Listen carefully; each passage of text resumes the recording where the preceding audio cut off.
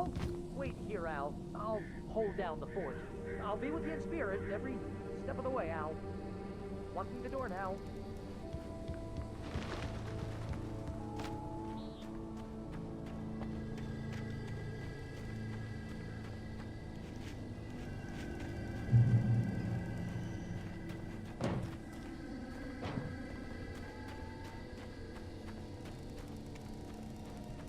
I knew I should have gone to the cops. This wasn't the smartest thing I'd ever done, but I was still angry with Barry for trying to talk me out of it. These people had called me right in the sheriff's station. The cops wouldn't scare them, and they had Alice.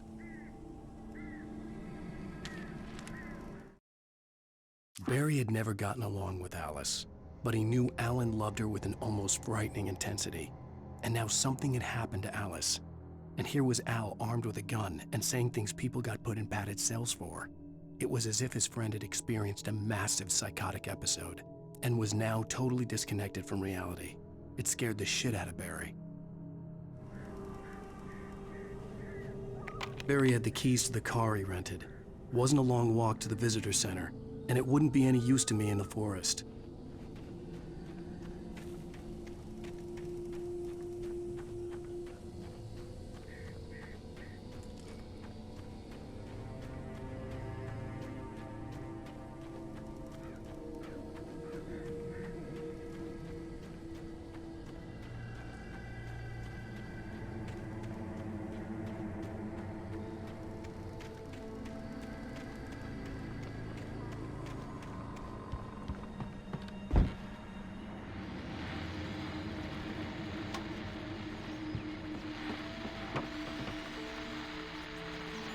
Welcome back to the show, folks. As promised, our very own Dr. Nelson has just parked his rear end in the studio. Doc, what's your Deer Fest plan like? My plan? You make it sound a lot more organized than I ever seem to manage.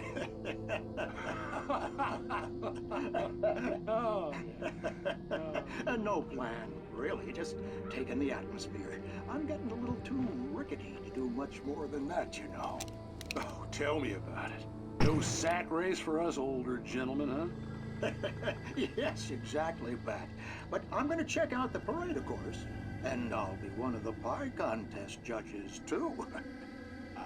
Well, that takes a different kind of constitution. Oh, yeah. It's my kind of exercise. Now, Doc, seriously, you're in pretty good shape, though. You're the outdoors type. I know for a fact you're an avid fisherman. That's right. Matter of fact, just caught a heck of a largemouth bass early this morning. But you're not taking part in the fishing contest? No, not this year. See, Pat, I'm just not that competitive anymore. Now I just like to take my time and enjoy the peace of it. It's no fun if I need to worry about what I'm catching, you know? Well, considering your track record, the participants are probably pretty happy you feel that way. Well, Pat, that's kind of you to say.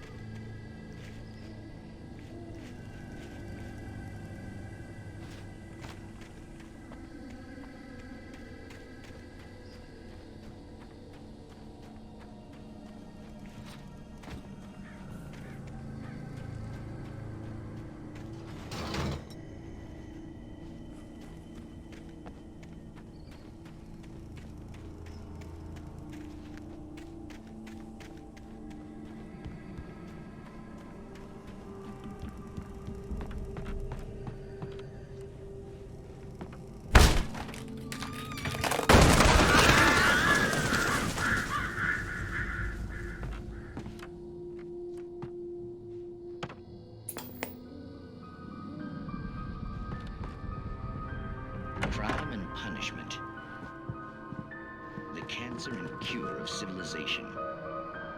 But some crimes are impossible to punish, especially in Night Springs. Tonight's episode, The Man in the Mirror.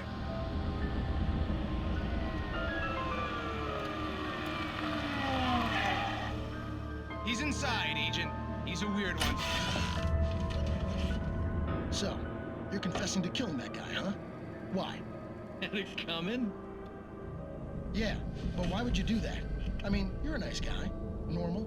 Took your kid to a soccer game. So how come at the game, you pick a guy and, quoting from the arresting officer's report here, assault the victim's head area repeatedly with the weapon of choice being a pair of bare fists? Wow, that sentence really flows, huh? Maybe you're not the literary type. Okay, so you mess him up. But why? Who was that guy? We couldn't ID him. Why would a guy like you do him like that? I didn't like his face? Well, you must have hated it, because you really went to town there. I mean, there's no way to tell what he looked like. No ID on him either. That must be difficult. But then we ran the fingerprints. Got a match. Your prints. Identical. Huh, how about that? Your son said you were wearing a white shirt when you took him to the game, but the white shirt is on the dead guy. It's plenty red now. You won't get away with this. Do you really think that's in any way relevant to me? I had plenty of time to talk to my boy before the cops arrived, you know? He won't stop screaming, am I right? You think he's ever gonna be okay? I left my mark. Believe me. You bastard. What? You gonna shoot me? What's the point? I'm going to prison. You got me. I don't understand any of this. And you never will. Don't worry. Maybe you'll see me again, Agent. Maybe in the mirror.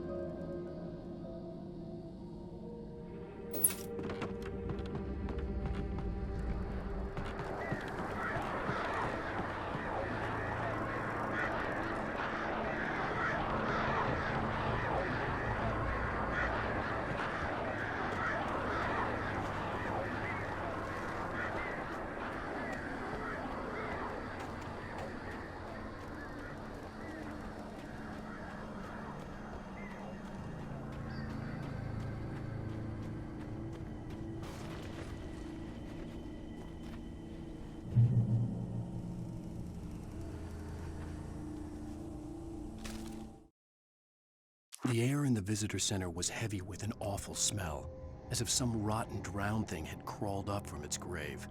Rusty kept coughing blood. My eyes were drawn to the twisted shape of his broken leg. The attack had been vicious. Max whined in his cage. Rusty's eyes were wild with fear and terror. He gasped. "Mr. Wake, it happened just the way it was on that page."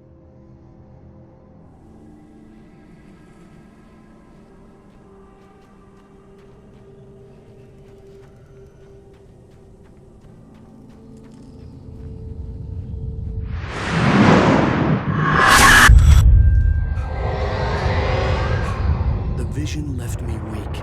This was no head injury. Rusty, damn. Rusty, hang on!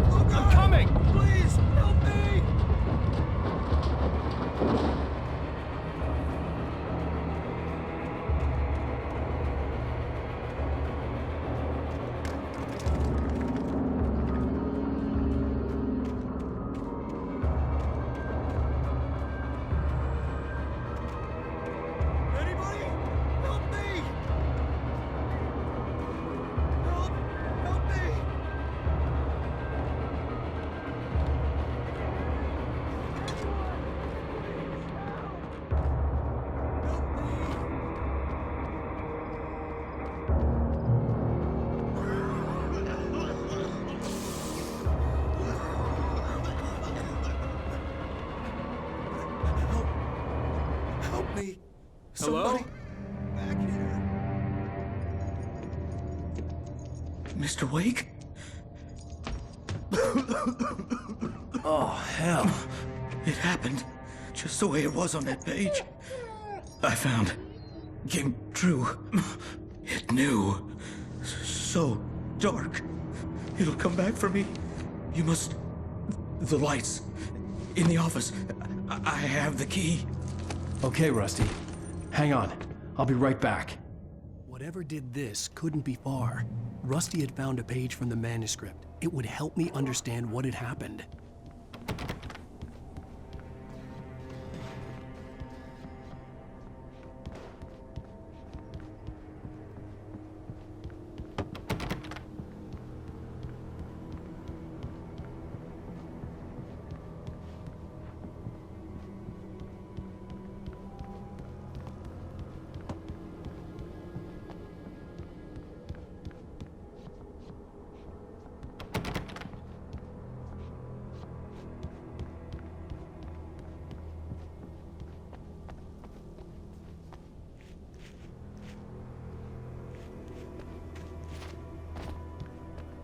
The only way to make sure that Rusty was safe was to get the power running and the lights back on.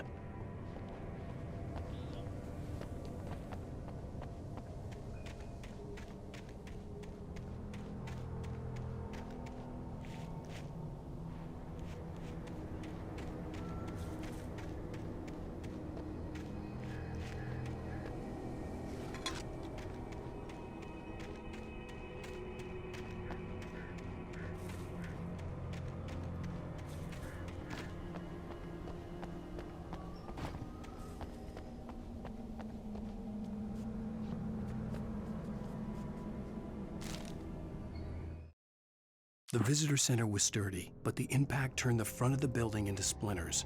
Rusty was thrown across the lobby like a rag doll and hit the far wall hard. It didn't hurt until he tried to move and saw his leg bend the wrong way, felt the broken rib stabbing him on the inside. Rusty howled in pain and fear, suddenly afraid to die alone.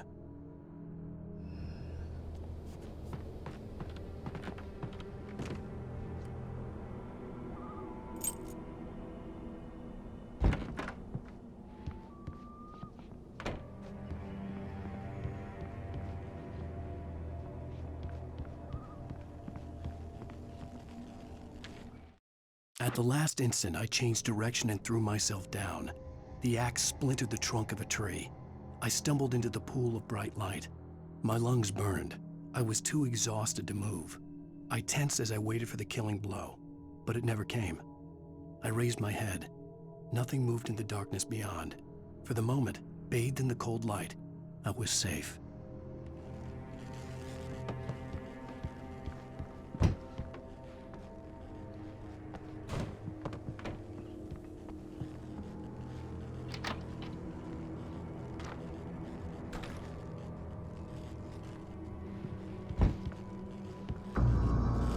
I was too late.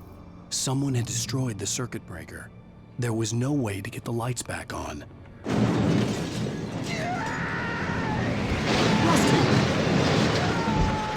Rusty!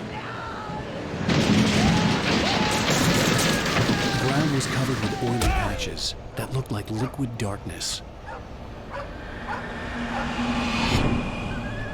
Hunters need hunting licenses.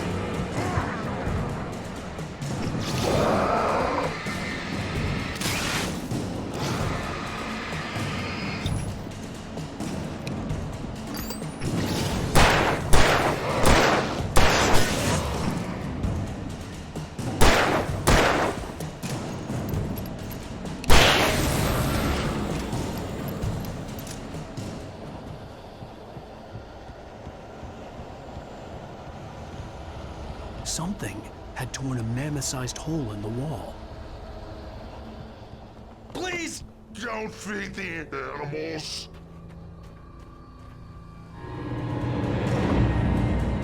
Fishing is only permitted for those visitors who purchase a park Fishing license. Obey! At all times. Rusty! Rusty, no! Never. goes in 100 yards.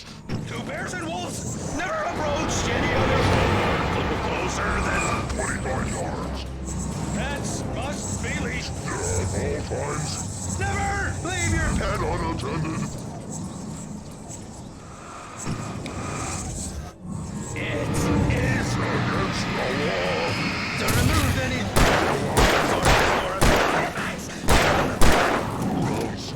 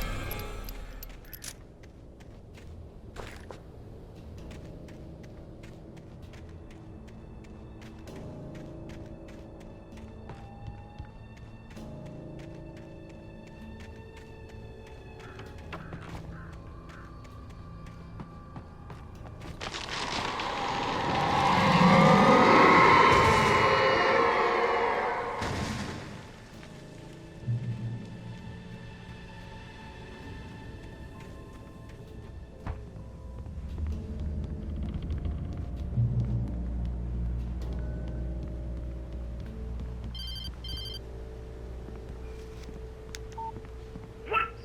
What the hell was that? I saw it from the window. I saw something. Forget about it, Barry. It's just me going crazy. Oh, jeez. Oh, jeez. You're not crazy. I wish you were crazy, but you're not crazy. Ow, be careful. Stay in the cabin. Don't open the door for anyone. I mean it.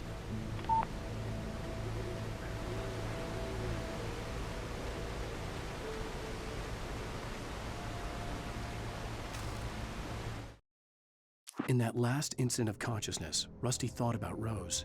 He was older than she was. Rose was barely out of her teens, but she made him feel young and forget what a train wreck his long-dead marriage had been. He still wore the ring. He'd been waiting for her to tell him to take it off. Now she never would.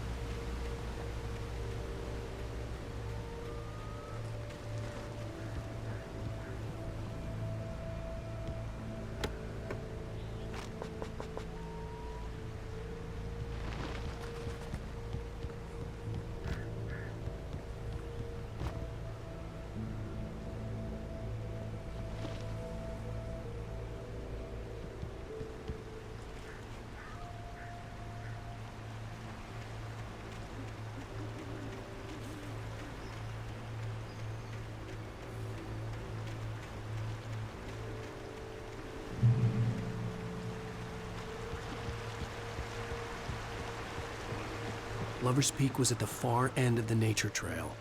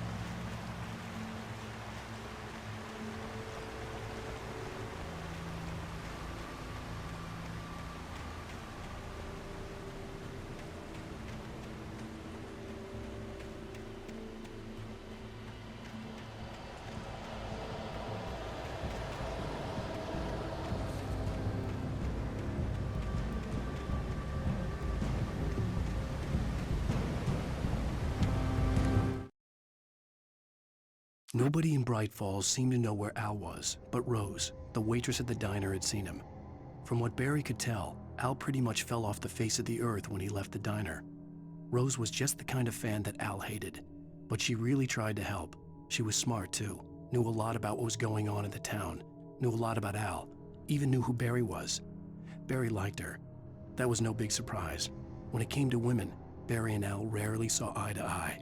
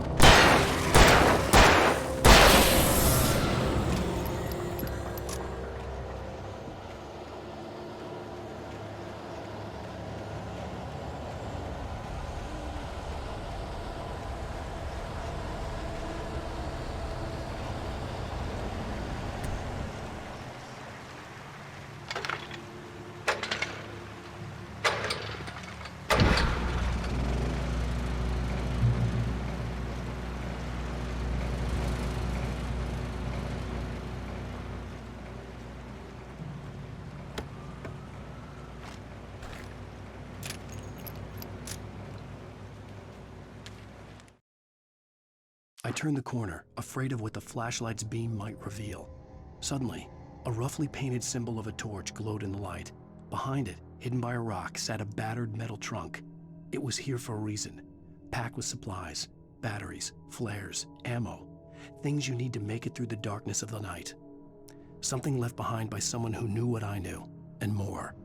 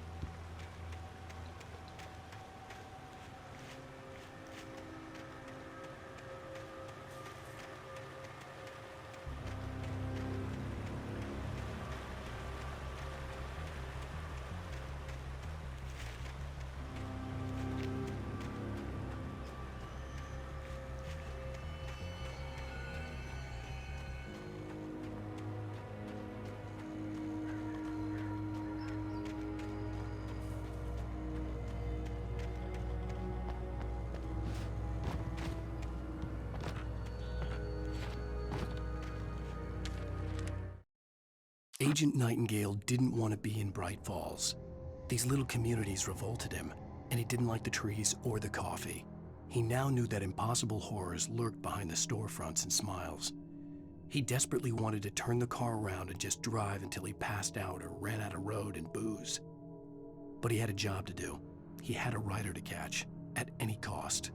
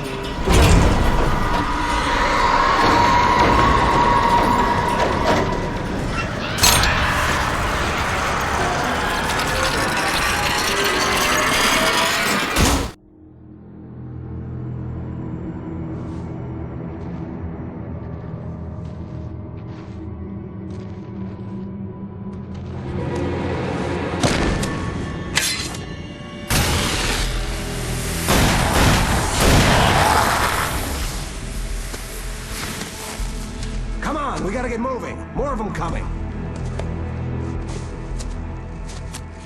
That flashlight's kid stuff.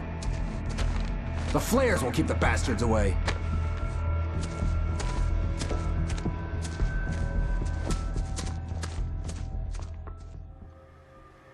You can see them too? Hell, of course I see them. Come on, we gotta move. Why? Because that's the way the story goes. Yeah, but... Let's move! I lost my gun back there. Oh, I've got a gun. Just keep that light steady on him. It took a moment, but then I recognized him. He'd been on the ferry when I first arrived here with Alice. He knew my name. We were headed in the direction of Lover's Peak. There was no way this was a coincidence. He was the kidnapper. Come on, Wake! You better keep up.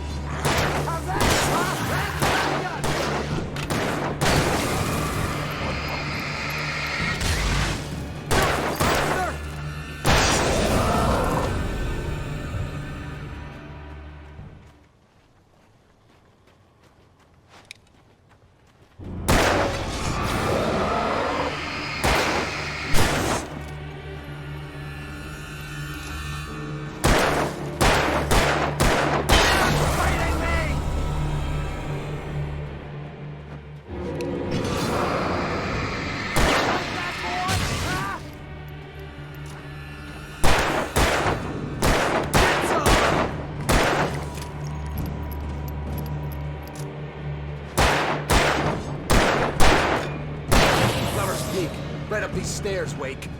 Use the flares from the emergency box to hold them off while I get these boards off. Give me the gun. Yeah, no can do, Wake. Are you kidding? Give me the gun! No time for back talk. Hold them off, damn it.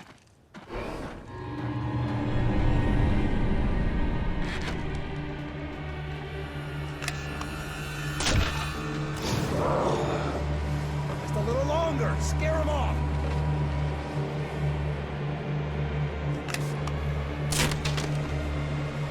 Get some light on those bastards. That'll keep them off us.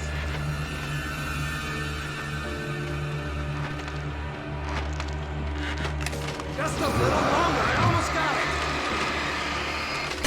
Okay, it's open. Move it or lose it.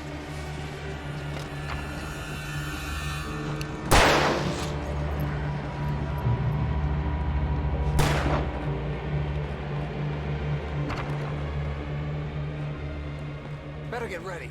They'll be on us soon.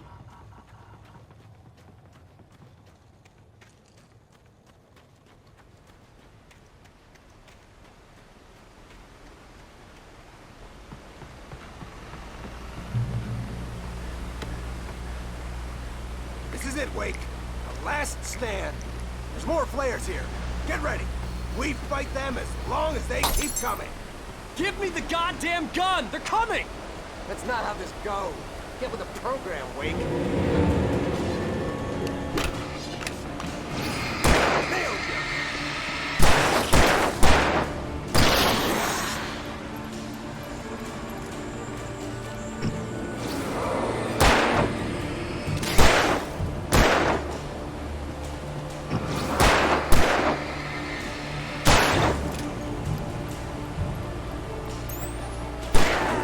That's right!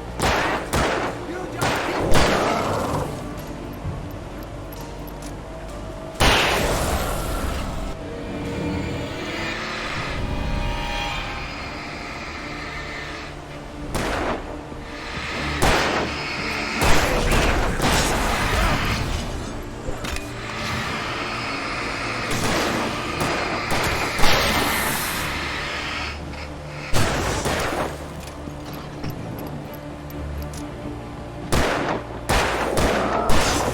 Piece of cake, Wake.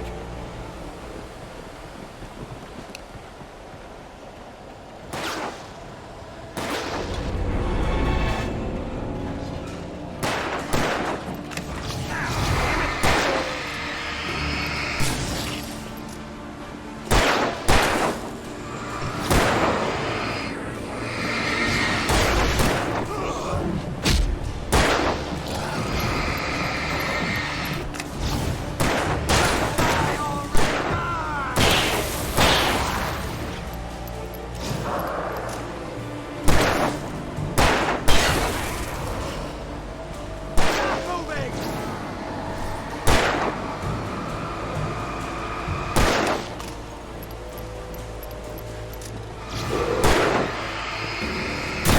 What I got for you?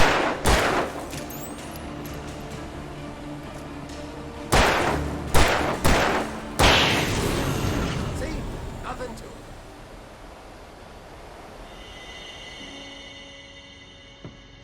Let's cut the act now. Where's my wife? I knew you were gonna say that. I read it all before. You're a hell of a writer. Congratulations. You're gonna bring about something glorious and terrible once we get you some proper editorial control. What the hell are you talking about? Where's Alice? I want the entire manuscript, or she's gonna suffer bad. You touch her up.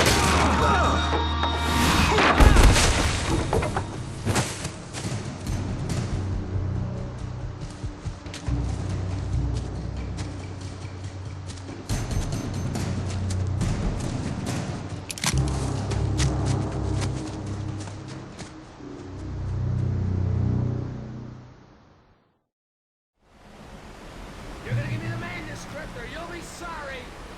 No! Come back here! I swear I'll kill you if you hurt Alice! Do you hear me? Come back here! He had Alice, and he wanted the manuscript because he thought it held some magical power. But I had no manuscript to give him. I had to get back to Barry and figure out my next move.